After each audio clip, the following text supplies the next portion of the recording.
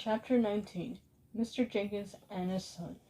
Mr. Jenkins came striding up to our table with a very purposely look on his face. "Where is that grandson of yours?" he said to my grandmother. He spoke rudely and looked very angry.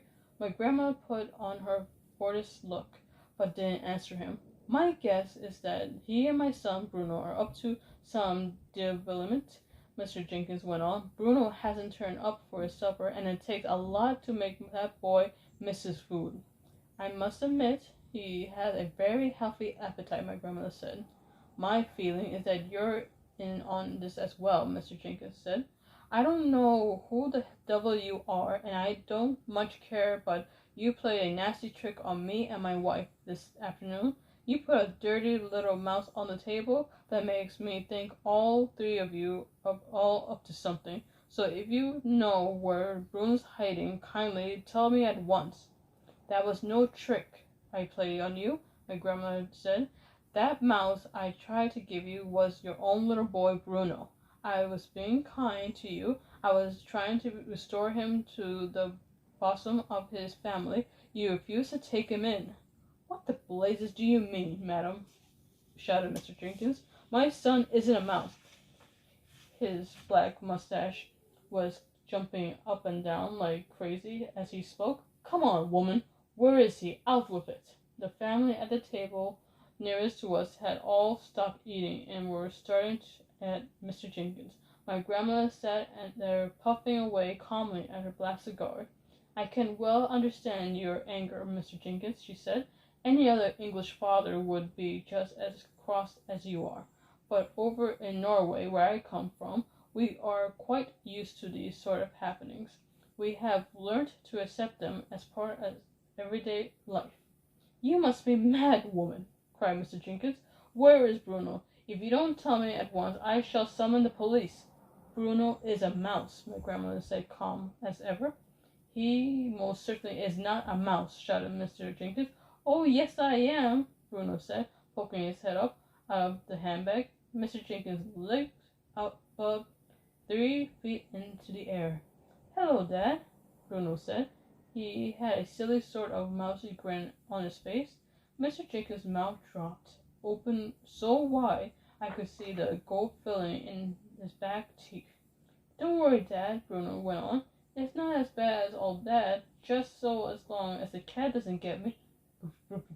"Bruno," stammered Mr. Jenkins.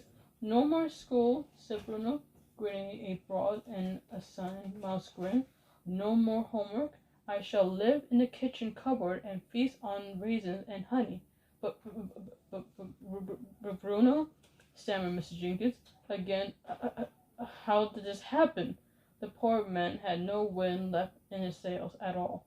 "Witches," my grandmother said. "The witches did it." "I can have a mouse for a son?" shrieked Mr. Jenkins. "You got one, my grandmother said. "Be nice to him, Mr. Jenkins." "Mrs. Jenkins will go crazy," yelled Mr. Jenkins. "She can't stand the things." "She'll just have to get used to him," my grandmother said.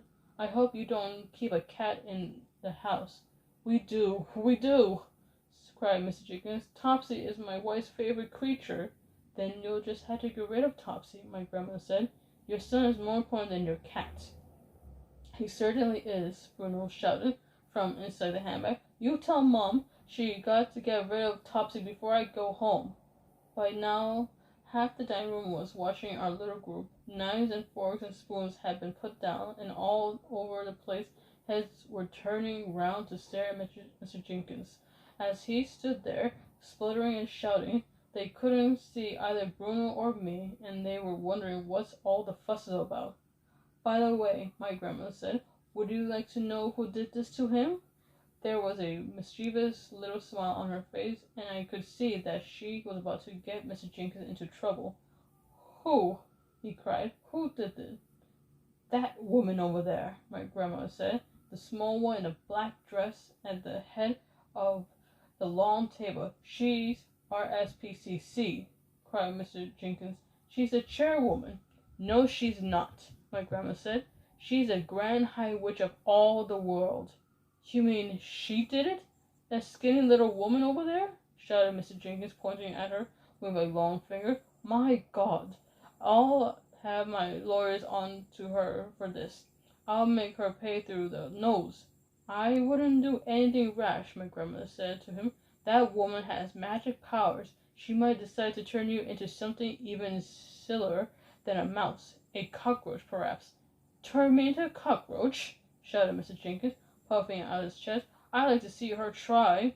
He swung around and started marching across the dining room towards the Grand High Witch's table. My grandma and I watched him. Bruno had jumped up onto the table and was also watching his father. Practically everyone in the dining room was watching Mr. Jenkins now. I stayed where I was peeping out of my grandmother's handbag. I thought it might be wiser to stay put.